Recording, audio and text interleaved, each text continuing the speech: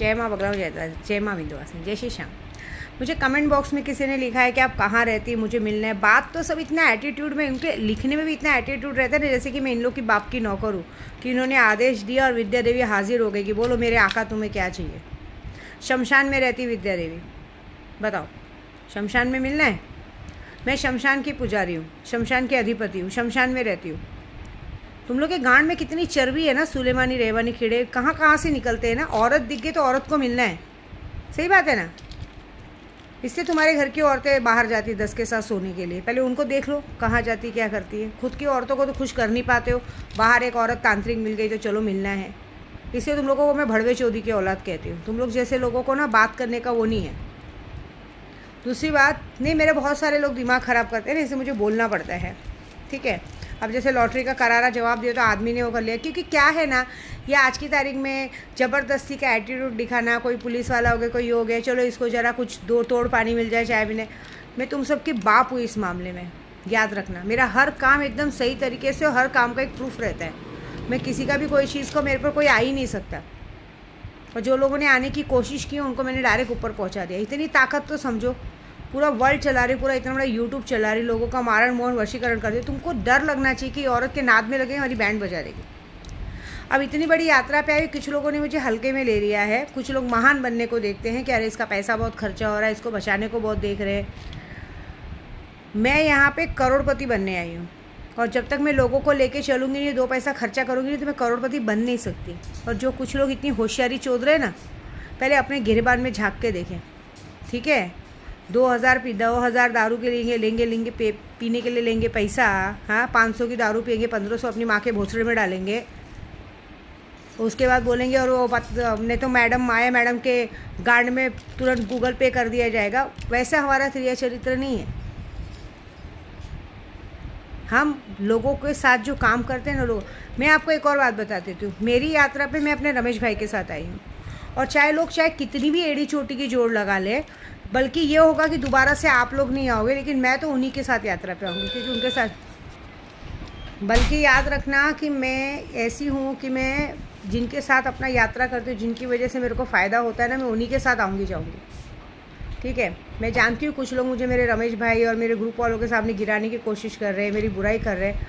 तो मैं उन लोगों को एक बात बता दूँ कि तुम्हारा पिक्चर तो मैंने सैलानी में ही देख लिया था। जब तुम्हारे सैलानी में तुम्हारे लफंगे दोस्त, पियक्कड़ दोस्त, साले किसी को 90 के बगैर नशा नहीं आता था, उस वक्त जिस तरह की बदतमीजियाँ हो रही थी, हर बात में 2000 दो, 5000 दो, ये दो वो दो, जिस तरह की लूट मची थी, यहाँ पे क्या करते मालूम, लोग अच्छे बन के क्या, अरे तुम्हारा पैसा बचाना है, ये होना, और उस हर बात में खपची करना, 200 500 300 बचाना। लेकिन मुझे इस बात का गर्व होता है कि चलो इसी बहाने तुम लोग मेरे से कुछ कमा तो लेते हो, इसी बहाने मेरे से पैसा चोरी कर करके कुछ तो कमा लेते हो। लेकिन फ़ायदा क्या हुआ मेरा? सैलानी से लेकर कामाख्या, कामाख्या से लेकर यात्रा पे जब मैं 5 जून को घर पहुंची थी, तो एक आदमी ने क्या किया था, माया मैडम को उसके मायके लेने जाना ज़्यादा ज़रूरी था।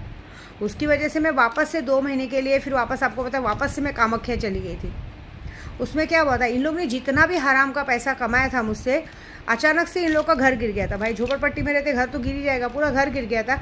उल्टा जो पैसा इन लोगों ने मुझसे कमाया था वो तो भरा ही भरा, प्लस अलग से कर्जा लेके घर बनवाया। और लकीली फाइनली बात सुनो तो सही आप लोग, जिस घर को, जो माया मैडम को कैसे बाहर सब लोग उसकी गांड देखते हैं, क्योंकि बाहर पिछवाड़ा तो खुला रहता है, बाहर हगने जाना पड़ता है, तो उसके लिए घर में ही बाथरूम बनवा दिया गया। अब नसीब ऐसे कि बाथरूम बनवाया, भाई कहते हैं ना, माया मैडम को खुश करने के लिए पक्का घर बनवाया, बाथरूम बनवाया, सब बनवाया। लकीली अभी हो गया कि वो भी टूटने वाला है।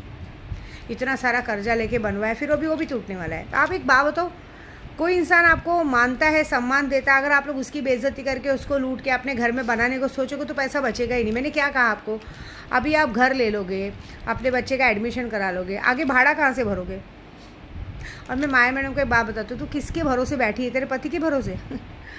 उसको उसके दोस्तों के सिवा उसको हर बार एक कोई नया दोस्त मिल जाता है जो उसका हमदर्द और यार बन जाता है, वो उसमें पीने खाने में सब उड़ा देता है।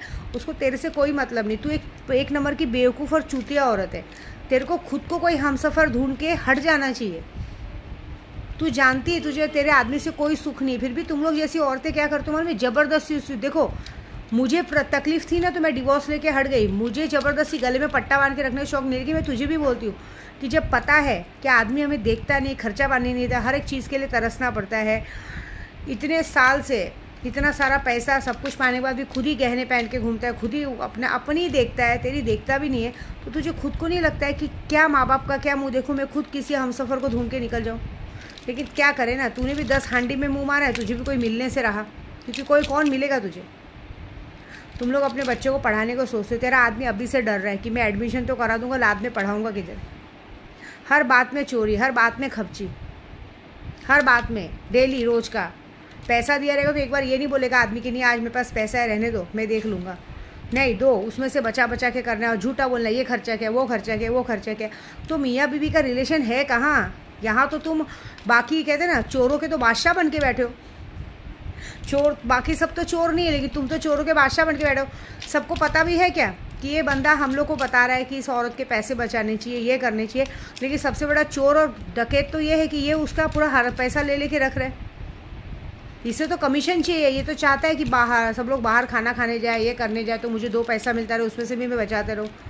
पहली बात, विद्या देवी इतनी लायक तो है, इतना तो मेरे गांड में दम है कि मैं अगर लड़कों को या किसी को भी लाई हूँ यात्रा पे तो सबको पेट भर के खिला भी सकती हूँ, कर सकती हूँ। हाँ, मैं बस याद रख रही हूँ, मैंने क्या कहा, आप मेरे साथ जैसा इस यात्रा पर करोगे उसका 2 गुना फल मैं बाद में दूंगी। देखिए मैं क्या बोली, इस यात्रा में जो मैंने प्रॉमिस किया है वो पैसे मैं दूंगी, लेकिन उसके आगे के लिए, ज़िंदगी भर के लिए मुझे माफ़ करना है। आपको घर लेना है घर लो, गाड़ी लेना है गाड़ी लो, बच्चे का एडमिशन कराना है करो, लेकिन एक बात याद रखना, उसके बाद का जो खर्चा वो आप देखना, भाड़ा खुद ही भरना। बच्चे का एडमिशन कराने से बच्चा पढ़ता नहीं, आगे बहुत सारे खर्चे रहते हैं। जैसे जैसे बच्चा बड़ा होगा ना, अभी तो पता चलेगा, बातें बहुत बड़ी बड़ी निकलती है। मेरा बच्चा ऐसा होता तो मैं चबाट मार देता, ये कर देता, वो कर देता। क्यों? तुम लोग अपने बच्चे से बात कर सकते हो, हम लोग नहीं कर सकते? कितना मजाक करते हैं यार, कैसे कोई बात करेगा तुम लोग से? तुम लोगों को पीने के बाद तो परिवार याद आता है, होशो हवस में तो परिवार याद नहीं आता। क्या करोगे तुम लोग? शर्म आती तुम जैसों पे, इसलिए बोल रही हूँ मेरे नाद में लगो मत। मैं अपना काम बखूबी सब अच्छे से करूँगी और मेरी यात्रा भी बहुत अच्छी करूँगी और बहुत धड़ाके से करूँगी, क्योंकि मैं बिजनेसमैन हूँ, मुझे पैसों से पैसा बनाना आता है। ठीक है, तुम्हें पता भी नहीं चलेगा कि मेरा अकाउंट कब खाली और कब भर गया। तुम जैसों की औकात नहीं इस इधर तक आने की। मुझे सब कुछ आता है, 0 से 100 नंबर पे भी जाना आता है और 100 नंबर से 1000 नंबर पे भी जाना आता है। फिर से 0 पे गिरा दोगे तो फिर से 0 से 100 नंबर पे आता है। तुम जैसों की तो औकात भी नहीं कि इस पे आ सको, ऐसी बात है। यहाँ आज तुम लोगों को मेरी लग रही है कि इसका पैसा जा रहा है, जब तुम्हारे दोस्त लोग बदतमीज़ी कर रहे थे, हाँ, 4-4, 5-2-2, 4-4 हज़ार का खाना एक टाइम पे मंगा रहे थे, ज़बरदस्ती उसको वेस्ट कर रहे थे, तब नहीं सूझा ये बात? तब नहीं अक्ल आई कि हमारे दोस्त लोग इतनी गंदगी कर रहे हैं, ऊपर से बेइज्जती कर रहे हैं और उसकी वजह से झगड़े हो रहे हैं, बदतमीजियाँ हो रही, तब नहीं दिखा था? आज बड़ा महान बनने का टाइम आ रहा है। क्या है ना, मैं किसके लिए बात कर रही हूँ ये सब कोई मायने नहीं रखता है। इससे तो मैं तुम सबके बाप को लेके चल रही हूँ। सब मुझे पता है, सब मेरा व्यवहार ख़राब करने के चक्कर में, सबसे झगड़ा लगाने के चक्कर में, कि मेरे सामने कुछ और बात, उनके सामने कुछ और बात, कोई फ़र्क नहीं पड़ता। मैं अपना ग्रुप लेके चलती हूँ और मुझे कैसे सबको हैंडल करना है मुझे पता है। और मेरे जो ग्रुप वाले उनको भी पता है कि किसी की बातों में आना नहीं। कौवा कान लेके गया, कौवे के पीछे भागना नहीं है। सबको अपना काम और पैसा देखना है। तुम्हारे जैसे नहीं है वो लोगों की कि दोस्तों यारों पे लुटा देने का और बाद में शरीफ बन जाने का। आज इधर लोगों को खिलाने में तकलीफ़ हो रही है। जब तुम्हारे आवारा बदतमीज़ दोस्त लोग आए थे, जिन लोगों को बात करने की तमीज़ नहीं, वो लोग हराम का खा के हराम की बदतमीज़ी कर रहे थे, ना गाड़ी साफ़ करना, ना गाड़ी धोना, ना कुछ करना, 24 घंटे दारू के नशे में बैठे रहना। तब कहाँ गया था ये दिमाग? तब तो आप लोग ये बोल रहे थे कि क्या हो गया, वो लोग खाना नहीं खाएंगे क्या, ये नहीं करेंगे, क्या किया उसने, क्या किया उसने। अरे तब तो गे पार्टी थी ना। औरतों से ज़्यादा तो आदमी की गांड पसंद थी।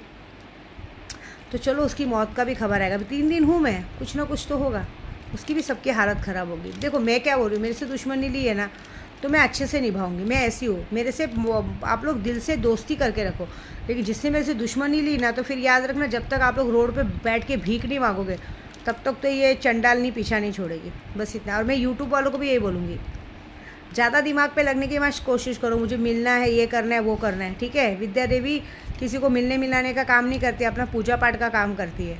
ठीक है, दूसरों के जैसे दरबार लगाना, रेप करना, ये करना, ये सब काम नहीं है, याद रखना। नहीं तो जो ज़्यादा दिमाग लगाएगा ना, मैं कुछ नहीं करूँगी, मैं यहाँ से सिर्फ बैठे बैठे पूजा करती हूँ, फिर उसके बाद जो तुम्हारे साथ होगा देख लेना। ठीक है।